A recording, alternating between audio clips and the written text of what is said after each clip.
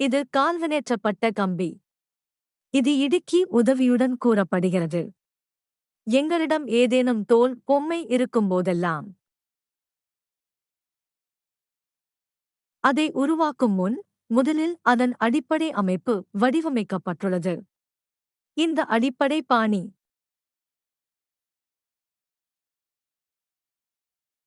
இது கால்வனேற்றப்பட்ட கம்பி உதவியுடன் செய்யப்படுகிறது. தோல் பொம்மை செய்யும் முதல் படி. மேடை உள்ளது. கம்பி, கை அல்லது இடுக்கி உதவியுடன் நீங்கள் விரும்பும் வடிவத்தை உருவாக்க வேண்டும். என்ன செய்கிறாய்? இந்த முறையில் கம்பியை மாற்றியமைப்பதன் மூலம் இந்த அமைப்பு முற்றிலும் வங்கிகளுக்காக வடிவமைக்கப்பட்டுள்ளது. இந்த முறை மாற்றியமைப்பதன் மூலம் உருவாக்கப்பட்டது. இங்கே கைவினைஞர்கள் விலங்குகளின் உடலை உருவாக்குகிறார்கள்.